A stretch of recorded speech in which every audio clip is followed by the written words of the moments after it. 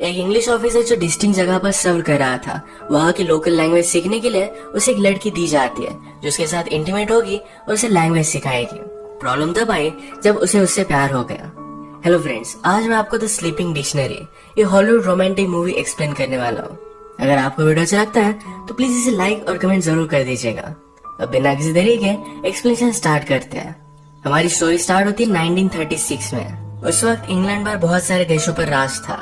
अगर किसी को भी गवर्नमेंट जॉब करना था तो उनकी एजुकेशन के लिए उन्हें रिमोट सी कंट्री में भेज दिया जाता था। यहाँ पर वो सर्व करते थे, जब वापस आते तब उन्हें ये जॉब दे दी जाती है। वैसे हमारा मेन कैरेक्टर जिसका नाम है जॉन, इस सर्व करने के लिए सेवाग नाम की कंट्री में आया। ये कंट्री उतनी डेवलप नहीं थी, यहाँ के बहुत सारे लोगों को उसकी लैंग्वेज भी नहीं आती। जॉन जब पहुंचा तो जिसे उसकी लैंग्वेज आती है उसे वेलकम करने के लिए आया हुआ था। जॉन को फिर वो उसके ऑफिसर के पास लेकर आता है। जॉन के ऑफिसर का नाम है हेनरी और हेनरी बहुत सारे सालों से यहाँ रह रहा है। हेनरी उससे पूछता है कि तुम्हारे पास इतने सारे ऑप्शन थे, तुम यही क्यों आए? जॉन ने कहा कि मेरे फादर ने यही सर्व किया था, इन लोगों को एजुकेशन देना चाहते थे। अपने फादर की विजन वो खुद कंप्लीट करना चाहता है। हेनरी उसे कहता है कि सक्सेस हो नहीं पाएगा, यहाँ के लोग बहुत ही अलग हैं, इन्हें एजुकेशन देकर कोई भी फायदा नहीं।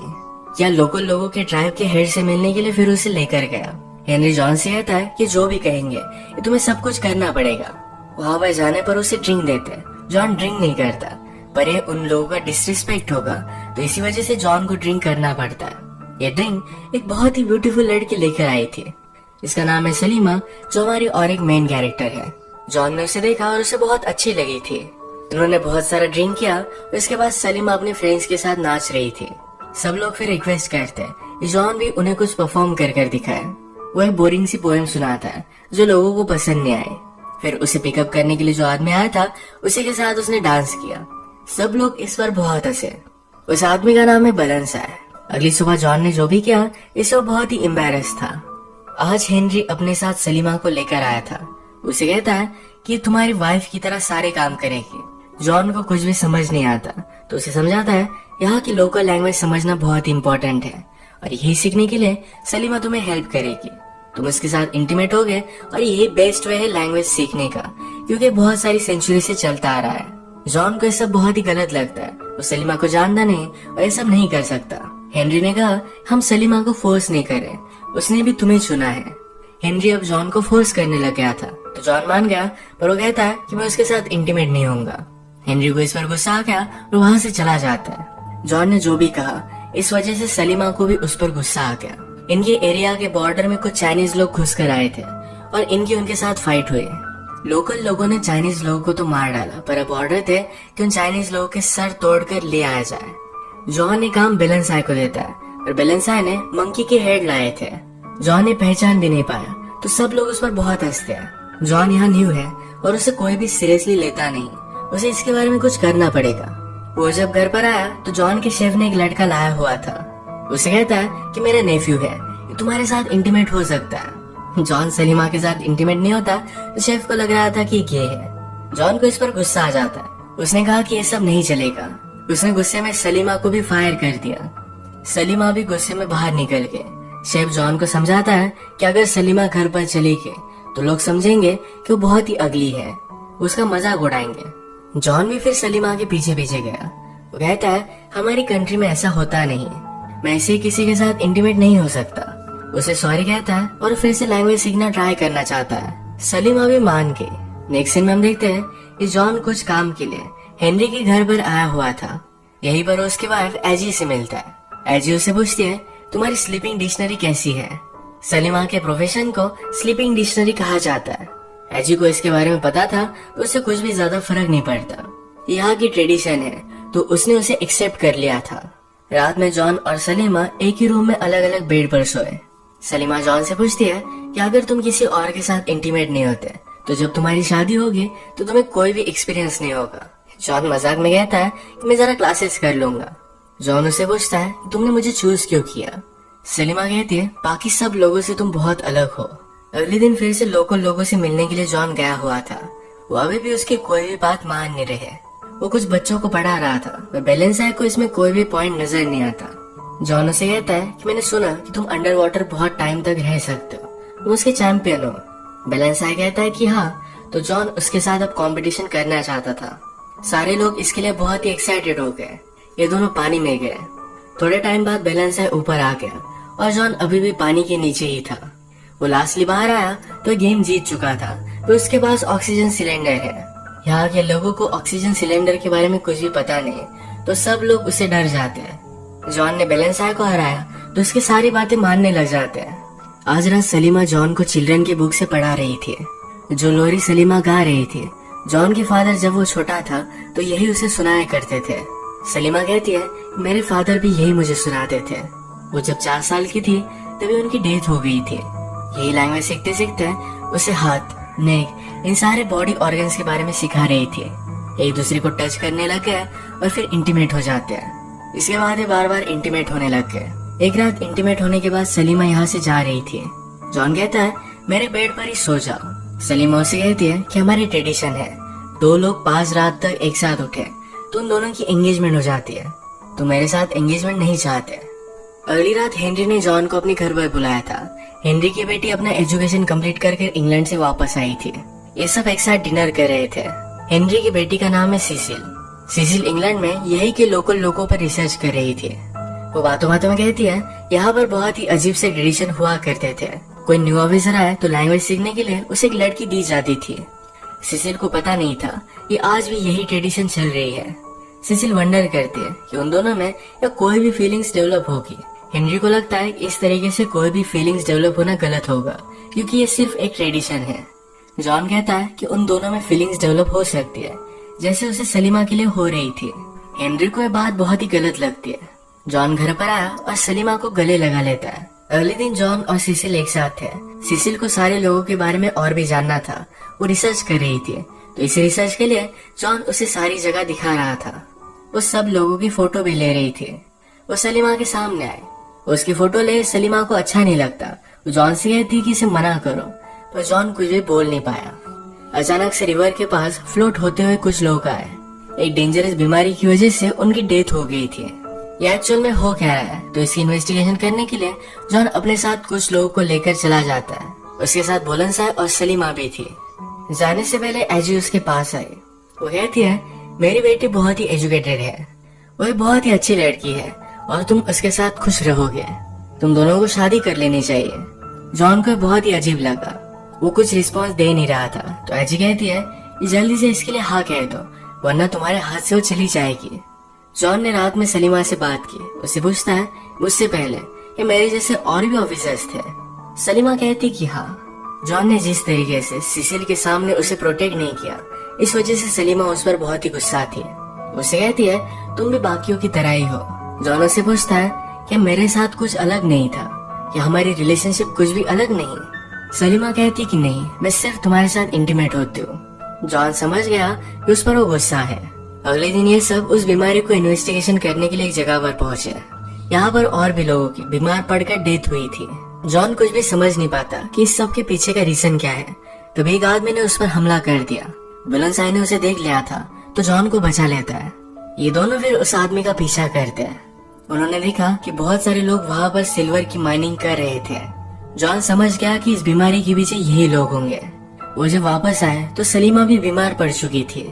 जॉन ने इस पर सोचा तो रियलाइज करता है कि सलीमा ने राइस खाया था। जो लोग माइनिंग कर रहे थे उन्होंने आदिवासी लोगों को राइस दिया। अगर सब लोग मर जाएंगे तो उनकी माइनिंग के बारे में किसी को भी पता नहीं चलेगा। यही राइस सलीमा ने भी खाया था, पर ये स्लो पॉइजन है तो उसे कुछ भी नहीं होगा। पर जो लोग हमेशा से इसे खाते आ रहे हैं उनकी डेथ हो जाती है। अब यहाँ के जो लोकल लोग थे ये बहुत ही डेंजरस है। अगर उन्हें इसके बारे में पता चलेगा तो सारे लोगों को मार डालेंगे। बैलेंसाई जॉन से पूछता है कि क्या मुझे इन्हें सब कुछ सच बता देना चाहिए। जो उन लोगों ने किया वो बहुत ही गलत था। इस वजह से जॉन भी उन्हें मारने के ऑर्डर दे देता है। जॉन ने रियलाइज किया कि सलीमा बीमार थी तो उसके लिए बहुत ही वरीड था। उसके बिना जी नहीं सकता। उसे सब बात कह देता है। उसने उससे मैरिज के लिए प्रपोज किया। सलीमा कहती है, हमें कोई भी अलाउड नहीं करेगा, ये बहुत ही हार्ड होगा। जॉन कहता है कि ऐसा कुछ भी नहीं है, लोग हमें समझ लेंगे। जॉन ने सलीमा के बारे में जब हेनरी से बात की तो हेनरी उस पर बहुत ही गुस्सा हो गया था। वो कहता है, ऐसा कुछ भी अलाउड नहीं, यह हमारी गवर्नमेंट को डिसरिस्पेक्ट होगी। जॉन सलीमा को जाने नहीं दे सकता। ऐसा बात एजी ने सुनी। एजी ने उसे कहा कि सलीमा तुम्हारी पास थे, अब तुम आगे बढ़ो। हेनरी उसे एक ऑफर देता है, कहता है तुम अब फिर से इंग्लैंड जाओगे, वहां पर शादी करोगे और फिर अगर तुम्हें लगा तो फिर से वापस आ सकते हो, पर अगर तुमने ऑफर नहीं ली तो उन माइनर्स को मारने के लिए मैं हमेशा के लिए तुम्हें जेल में डाल दूंगा। इसी के पैरेलल में सलीमा को भी ब्लैकमेल किया जाता है। अगर उसने जॉन को जाने नहीं दिया तो बुलंदशाही को लोग मार डालेंगे। बुलंदशाही के फादर सलीमा को रिक्वेस्ट करते हैं, सलीमा मानती नहीं तो उसे केज में डाल दिया गया था। जॉन भागते भागते उसके पास आया। सलीमा उससे कहती है, मैंने तुमसे कहा था ये सब पॉसिबल नहीं। हेनरी सलीमा और जॉन को लास्ट चांस देता है, अगर वो माने नहीं तो इन दोनों को जेल में डाल दिया जाएगा। सलीमा जॉन को जेल में नहीं देखना चाहती तो कहती है कि अब मैं इससे कभी भी नहीं मिलूंगी। सलीमा ने भी जॉन को जाने के लिए कहा। इसके बाद हम देखते हैं कि डायरेक्टली 1 साल बीत चुका था। जॉन की सिसिल के साथ शादी हो चुकी है। इनकी वेडिंग नाइट पर सिसिल जॉन से पूछती है, या तुम्हारी कोई स्लीपिंग ब्यूटी थी? जॉन उसे सच कहता है, पर सिसिल को इससे कुछ भी फर्क नहीं पड़ता। जॉन ने उसे खुद प्रपोज किया था। अब 1 साल हो चुका था तो जॉन ने फिर से डिसाइड किया कि वो उसी जगह पर जाएगा। वहाँ आने पर इन्हें वेलकम किया जाता है। अब वहाँ के सारे बच्चों को जॉन पढ़ाने वाला था। सब लोग जॉन को वेलकम करते हैं। रात में इन्हें मूवी दिखाई जाती है, पर इन सब लोगों में जॉन सिर्फ सलीमा को ढूंढ रहा था। ये बात सिसिल ने नोटिस की। वो जॉन के साथ रात में इंटीमेट होना चाहती थी, पर इस थॉट को शेक नहीं कर पाती। उसे कहती है, मुझे तुम्हारे और सलीमा के बारे में सब कुछ पता है। उसकी अब शादी हो चुकी है, उसे एक बेटा है, वो अपनी लाइफ में खुश है। सिसिल भी चाहती थी जॉन उसके साथ खुश रहे। जॉन उसे अश्योर करता है कि उसके साथ खुश है। अगले दिन जॉन अपने ओल्ड घर को देखने के लिए गया। वहाँ पर एक और ऑफिसर है, उसकी और कोई स्लीपिंग डिक्शनरी। इस ऑफिसर का नाम था नेविल। जॉन ने नोटिस किया कि नेविल ने अपने स्लीपिंग डिक्शनरी को बहुत मारा है। जॉन को इस बात पर बहुत गुस्सा आया। उस नेविल को धमकी दी कि अगर तुमने फिर से उसके साथ ऐसा किया, उसे मारा, तो रात में तुम्हारा प्राइवेट पार्ट काट देगी। सिसिल और जॉन जब से यहाँ आए तो एजी उनका ऑब्जर्वेशन कर रही थी। उसे लगता है कि सिसिल और जॉन के बीच में उनकी रिलेशनशिप उतनी अच्छी नहीं। ये सब वो जब बात कर रही थी तभी जॉन ने यह सब सुन लिया। वो अंदर आकर सिसिल को किस कर लेता है। उसने एजी को जाने के लिए कहा। एक दिन जॉन जब रिवर के पास था तो उसने सलीमा उसके बेटे को देखा। सलीमा का बेटा व्हाइट है, इसका मतलब है वो उसका ही बेटा है। उसे बहुत ही शौक लगा और वो सलीमा से मिलना चाहता था। अपने शेफ से बात करता है कि हमारी मीटिंग अरेंज करवाओ। शेफ ने ऑलरेडी सलीमा से बात की थी, पर सलीमा जॉन से कुछ भी बात नहीं करना चाहती है। एक जगह पर झूठ बोलकर सलीमा को बुलवाया जाता है। जॉन सलीमा से कहता है कि वो मेरा बेटा है, मुझे उससे मिलना चाहिए। सलीमा कहती है, अगर लोगों ने हमें एक साथ देख लिया तो हमें मार डालेंगे। जॉन कहता है कि प्लीज मुझे थोड़े टाइम मिलने दो। वो अपने बेटे से मिला। उसके फादर उसे जो लोरी सुनाते थे, यही लोरी अपने बेटे को उसने सुनाई। अगले दिन अपने बेटे के लिए वो एक टॉय बना रहा था। इस बात को लेकर उसने जॉन को कन्फ्रंट किया तो उसे सब कुछ समझ में आ गया। एजी कहती है, मेरे हस्बैंड हेनरी की भी एक स्लीपिंग डिक्शनरी थी।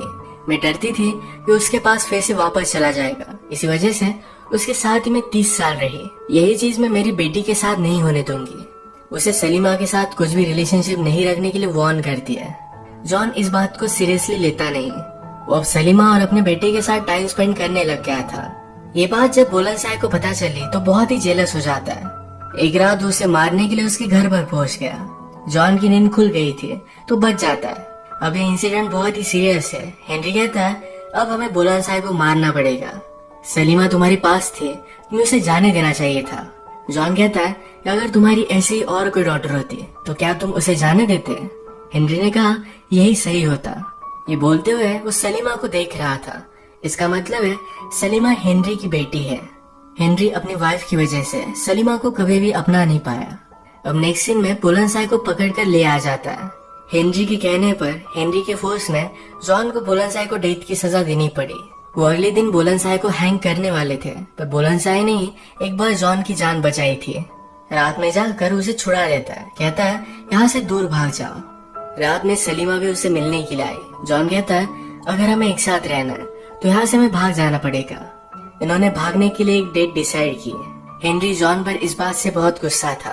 जॉन को सबक सिखाने के लिए एजी सलीमा को नेविल के पास जाने के लिए कहती है एज उसकी स्लीपिंग डिक्शनरी। उसे ब्लैकमेल कर रही थी कि अगर सलीमा ने ऐसा नहीं किया तो उसे जेल में डाल देगी। अब आज रात ये दोनों भागने वाले थे, पर इससे पहले ही शाम में सिसिल जॉन से बात करती है। कहती कि मैं प्रेग्नेंट हूँ। वो आज बहुत ही खुश थी और जॉन बहुत ही ज्यादा कंफ्यूज हो गया कि अब उसे क्या करना चाहिए। रात में जब सलीमा और नेविल अकेले थे तो नेविल सलीमा को जबरदस्ती करने लग गया। सलीमा ने नेविल को बहुत मारा। फाइनली वहाँ के शेफ की मदद से वो नेविल को मार डालती है। अगर वो ऐसा नहीं करती तो नेविल उसे बहुत मारता और कभी भी जाने नहीं देता। इसी के पैरेलल में जॉन अब एक लेटर लिख रहा था। सिसिल की वजह से वो उसके साथ नहीं जा सकता, पर ये सब बात सिसिल को पता चल गई। ये लेटर वो पढ़ती है, उससे वो बात करती है।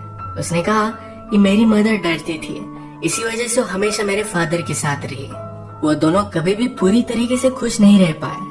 मैं देख सकती हूँ कि मैं तुम्हारी फर्स्ट चॉइस नहीं, तुम मुझे अभी भी उतनी प्रायोरिटी नहीं देते। सलीमा हमेशा के लिए तुम्हारी फर्स्ट लव है, तुम्हें उसके पास ही जाना चाहिए।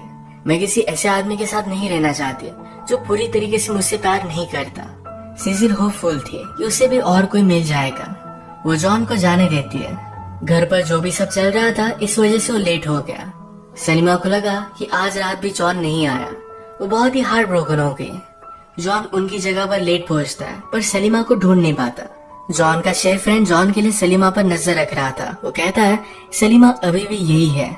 सलीमा ने नेविल को मार दिया तो उसके मर्डर के लिए हेनरी सलीमा को ढूंढ रहा था। वो उसे ढूंढ तो लेता है, पर जाते जाते अपनी गन उसने सलीमा को दे दी। उसकी बेटी है और कभी भी उसके लिए बुरा नहीं चाहता। सलीमा भी उसे गले लगा लेती है।